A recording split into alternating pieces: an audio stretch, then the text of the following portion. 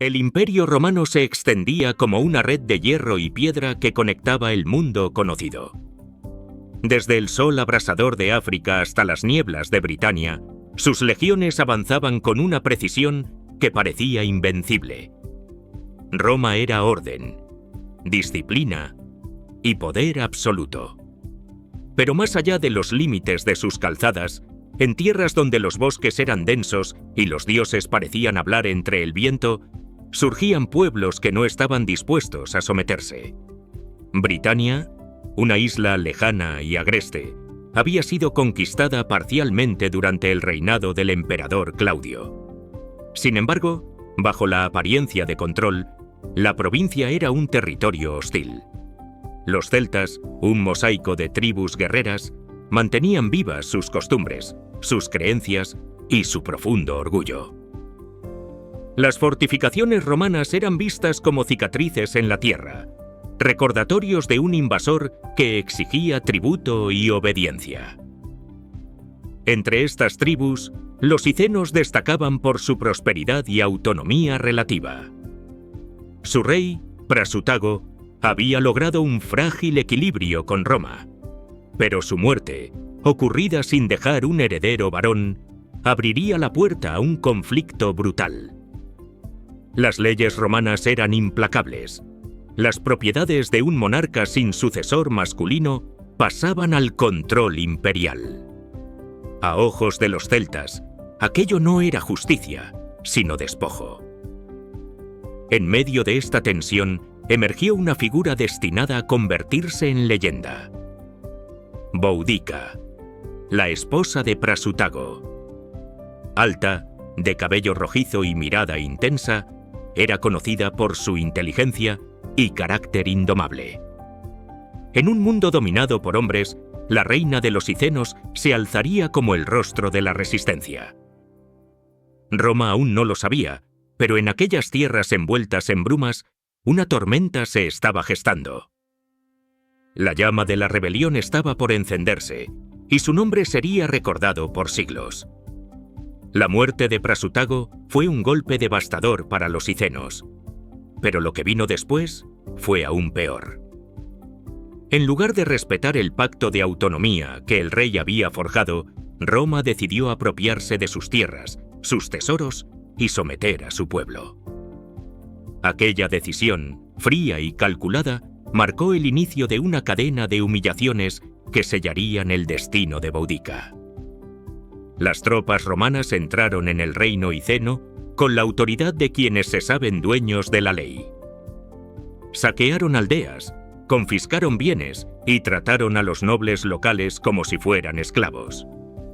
Boudica, viuda y madre de 2 hijas jóvenes, se encontró en el centro de una tormenta.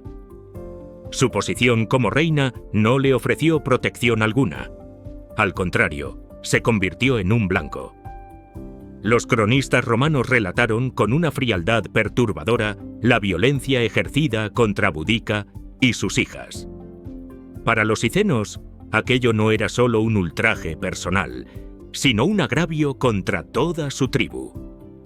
La reina, que había sido un símbolo de estabilidad, se transformó en la encarnación de una herida abierta.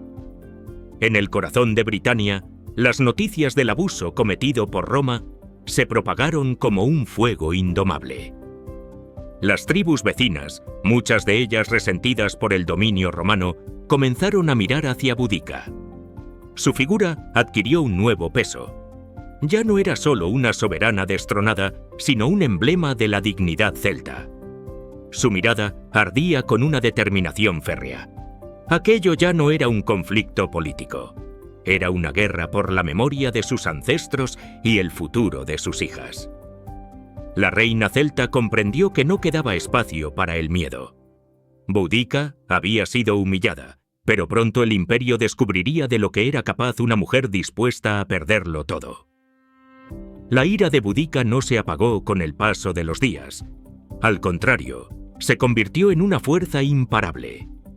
Cada palabra que pronunciaba encendía los corazones de quienes la escuchaban. En los bosques sagrados de Britania, bajo los robles milenarios, comenzaron a reunirse los líderes de las tribus descontentas. Los icenos no estaban solos en su dolor. Los trinovantes, una de las tribus más poderosas del este, se unieron de inmediato, recordando las mismas heridas infligidas por Roma. Los druidas, guardianes de las antiguas tradiciones celtas, veían en Boudica la esperanza de una liberación largamente esperada. Su presencia en las asambleas no era un simple gesto simbólico. Su voz invocaba la voluntad de los dioses.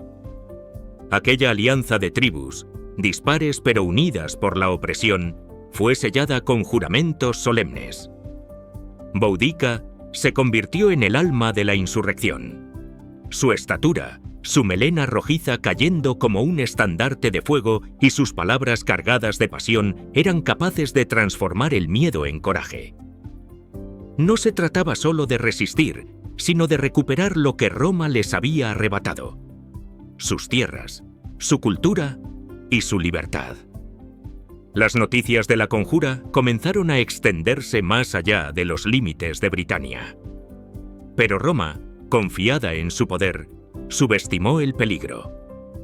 La guarnición imperial estaba dispersa y el gobernador Cayo Suetonio Paulino se encontraba lejos, ocupado en campañas contra los druidas en la isla de Mona. Era el momento perfecto para golpear. En silencio, los celtas afilaron sus armas, prepararon emboscadas y juraron luchar hasta el final. Las llamas de la rebelión ya estaban encendidas, y la primera chispa caería sobre la ciudad más odiada de Britania. Camulodunum, la antigua capital de los trinovantes, se había convertido en una colonia romana próspera. Sus templos dedicados al emperador y sus villas lujosas eran símbolos visibles del dominio imperial. Pero para los celtas, cada piedra de aquella ciudad representaba humillación. Allí se habían confiscado tierras, se habían instalado colonos romanos y se había erigido un enorme templo a Claudio, visto por las tribus como un monumento a la opresión. Fue allí donde Boudica decidió asestar el primer golpe. La reina reunió a miles de guerreros icenos y trinovantes. Armados con lanzas, espadas y carros de guerra, avanzaron hacia Camulodunum con una ferocidad que ningún romano esperaba. La guarnición de la ciudad era débil. Los colonos habían confiado demasiado en la aparente seguridad que ofrecían las legiones. Cuando la columna celta llegó a las puertas de la ciudad, el pánico se apoderó de sus habitantes. Las murallas eran escasas y no había tropas suficientes para resistir. El asalto fue rápido y devastador. El templo de Claudio, orgullo de los colonos, se convirtió en el último refugio de los desesperados. Resistieron durante días, pero finalmente las defensas cedieron. Camulodunum ardió hasta los cimientos. Este ataque no fue solo una victoria militar, fue un mensaje. Britania entera supo que Roma no era invencible. La rebelión de Boudica había comenzado con una contundencia que sorprendió al imperio. Pero esto era apenas el inicio. Mientras las cenizas aún humeaban en Camulodunum, Boudica dirigió su mirada hacia la siguiente ciudad romana: Londinium, el corazón comercial de Britania. La reina celta sabía que cada victoria debía ser un golpe al orgullo de Roma, y la siguiente herida sería aún más profunda. Las noticias de la caída de Camulodunum se propagaron como un viento imparable. El gobernador Cayo Suetonio Paulino, aún en campaña contra los druidas en la isla de Mona, comprendió de inmediato la magnitud del desafío. Boudica no era una rebelde más. Era el epicentro de un levantamiento que podía arrasar con todo el dominio romano en Britania. Su próximo objetivo estaba claro: Londinium. La ciudad, situada en la ribera del Támesis, no era la más fortificada, pero sí la más vital. Sus muelles rebosaban mercancías provenientes de todas las provincias. Su mercado era un nodo de riqueza, y su destrucción sería un golpe letal para el imperio. Los colonos y comerciantes sabían que Boudica se acercaba y suplicaron a Suetonio que defendiera la ciudad. El gobernador llegó con sus tropas exhaustas, pero rápidamente evaluó la situación. No había suficientes hombres para resistir. Si permanecía en Londinium, las legiones serían aniquiladas junto con la ciudad. Tomó una decisión dolorosa: evacuar a quienes pudieran escapar y abandonar la urbe a su suerte. Para los habitantes que se quedaron atrás, aquella orden fue una sentencia. Cuando los guerreros de Boudica irrumpieron en Londinium, el destino de la ciudad estaba sellado. Las construcciones romanas, símbolo de prosperidad, fueron arrasadas en cuestión de horas. Los gritos de los colonos se mezclaban con el crujido de los tejados ardiendo. El corazón comercial de Britania ardió bajo la mirada implacable de la reina celta. Con 2 ciudades reducidas a cenizas, la rebelión alcanzó una dimensión épica. Roma entendía ahora que enfrentaba a un enemigo dispuesto a desafiar su misma existencia en la isla. El siguiente destino de Boudica sería Verulamium, y con cada paso su ejército crecía como una marea imposible de contener. Con Camulodunum y Londinium reducidas a cenizas, el nombre de Boudica resonaba en cada rincón de Britania. Para los celtas, era la encarnación de la justicia vengadora. Para los romanos, una sombra que avanzaba devorando todo a su paso. Su siguiente objetivo fue Verulamium, una próspera ciudad romana en el corazón de la isla. Los defensores apenas tuvieron tiempo de organizarse. Las legiones estaban lejos, dispersas, y los colonos confiaban en que el imperio acudiría en su ayuda. Pero la marea de guerreros celtas cayó sobre la ciudad con una fuerza arrolladora. Verulamium fue saqueada y destruida, dejando tras de sí ruinas humeantes. Cada victoria sumaba nuevos aliados, y el ejército de Boudica crecía de manera imparable. Roma, sin embargo, no permaneció inmóvil. Cayo Suetonio Paulino, un general experimentado y frío estratega, comprendió que debía frenar la insurrección de una vez por todas. Reunió a todas las fuerzas disponibles: la Legio 14 Gemina, destacamentos de la Legio 20 y auxiliares locales. Aún así, sus tropas eran superadas en número por el ejército de Boudica, que se estima que llegó a contar con más de 100.000 combatientes. Pero Suetonio sabía algo que sus enemigos desconocían. La disciplina romana podía ser más poderosa que cualquier superioridad numérica. Decidió elegir el terreno perfecto para la batalla, un lugar donde la marea celta se estrellara contra un muro infranqueable de escudos. Mientras tanto, Boudica y sus guerreros avanzaban convencidos de su destino. Habían derrotado a Roma en cada enfrentamiento y creían que nada podría detenerlos. Las 2 fuerzas estaban a punto de encontrarse en un choque que decidiría el futuro de Britania. El ejército de Boudica avanzaba confiado, como una ola incontenible. Habían derrotado a cada ciudad romana en su camino y ahora buscaban aplastar la última resistencia imperial. Pero Cayo Suetonio Paulino, con su instinto de estratega, eligió cuidadosamente el campo de batalla. Se atrincheró en un estrecho desfiladero, con bosques a sus espaldas y una llanura abierta al frente. Allí, el número de los celtas perdería su ventaja. Los soldados romanos formaron una muralla de escudos, hombro con hombro, sus lanzas alineadas como una hilera de dientes de hierro. Boudica, sobre su carro de guerra, arengó a sus guerreros con palabras que hicieron temblar el aire. Su melena rojiza ondeaba como una bandera, recordando a todos que luchaban por su libertad, por sus tierras y por sus dioses. La batalla comenzó con un rugido ensordecedor. Los celtas cargaron con furia, pero el muro romano resistió. Suetonio dio la orden y las formaciones avanzaron en cuña, abriéndose paso con precisión mortal. La disciplina romana, templada en incontables guerras, comenzó a imponerse.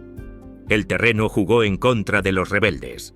Sus carros quedaron atrapados, sus filas se comprimieron y el caos se apoderó de ellos. A pesar del valor de Boudica y de sus guerreros, la marea empezó a retroceder. El imperio se aferraba a la supervivencia con una determinación inquebrantable. Ese día, Britania fue testigo de un choque de mundos. La reina celta luchaba por el alma de su pueblo, Roma por su dominio absoluto. El destino se inclinaba lentamente hacia un desenlace inevitable. La derrota de los celtas estaba cerca, y el final de Boudica se convertiría en leyenda. La batalla se convirtió en una carnicería. El ejército celta, que había marchado con confianza hacia la victoria, ahora era empujado hacia la derrota por la precisión implacable de las legiones romanas. Los carros, atrapados en el estrecho paso, bloqueaban cualquier posibilidad de retirada.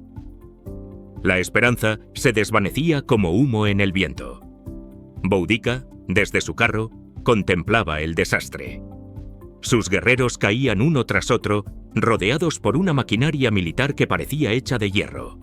No era solo una derrota, era el fin de un sueño de libertad. Pero incluso en aquel momento de oscuridad, la reina no permitió que el miedo la dominara. Con voz firme, arengó a los que aún podían luchar. Las crónicas romanas son contradictorias sobre su destino final. Algunos escriben que, al ver perdida la batalla, Boudica decidió quitarse la vida con veneno para evitar ser capturada y humillada en Roma. Otros sostienen que murió a causa de una enfermedad poco después de la derrota. Lo cierto es que su cuerpo nunca fue hallado y su muerte quedó envuelta en el mismo velo de misterio que cubrió su vida. La derrota fue devastadora. Decenas de miles de celtas perecieron en el campo de batalla. Roma había logrado conservar Britania, pero el precio fue alto. El eco de la rebelión de Boudica resonó durante generaciones, recordando a los romanos que incluso el imperio más poderoso podía tambalearse ante la furia de un pueblo decidido. El espíritu de Boudica no murió en aquella llanura. Se transformó en un símbolo inmortal de resistencia. Aunque Roma logró sofocar la rebelión, el nombre de Boudica no desapareció. Su historia se transmitió de generación en generación, primero de forma oral, como un canto de resistencia entre los pueblos celtas, y más tarde a través de los cronistas romanos, quienes, incluso desde la perspectiva del imperio, reconocieron la magnitud de su desafío.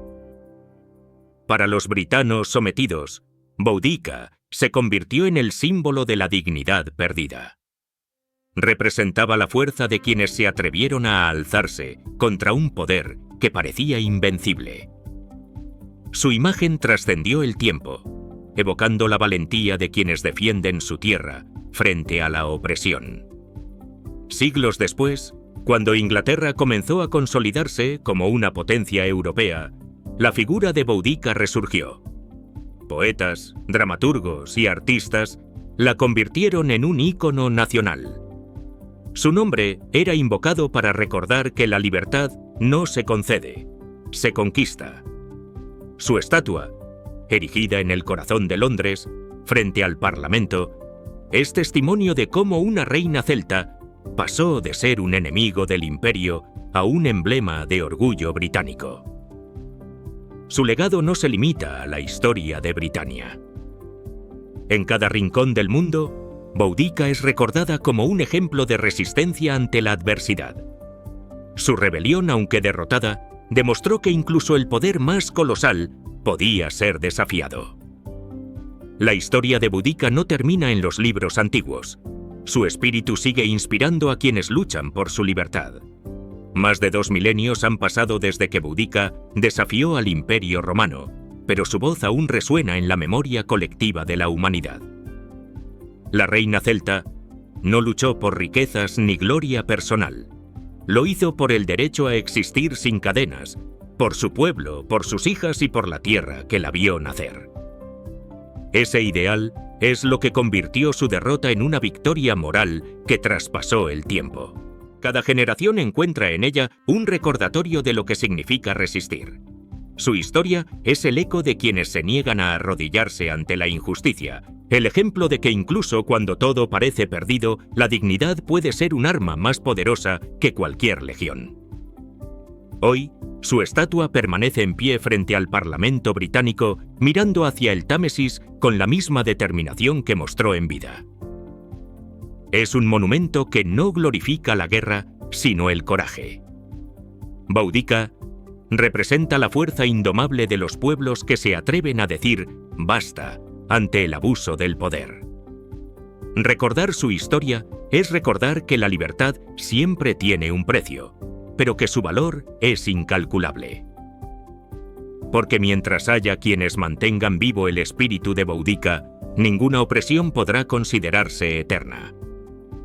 El rugido de la reina celta aún viaja con el viento, recordándonos que los verdaderos imperios son los que se construyen en el corazón de los hombres libres. Si te gustó este video, suscríbete y activa la campanita para más contenido sobre los momentos y personajes que cambiaron el mundo, y si quieres seguir explorando la historia, puedes elegir tu próximo video, que de seguro te encantará. Gracias por acompañarnos y nos vemos en la próxima aventura histórica aquí en El Gran Legado.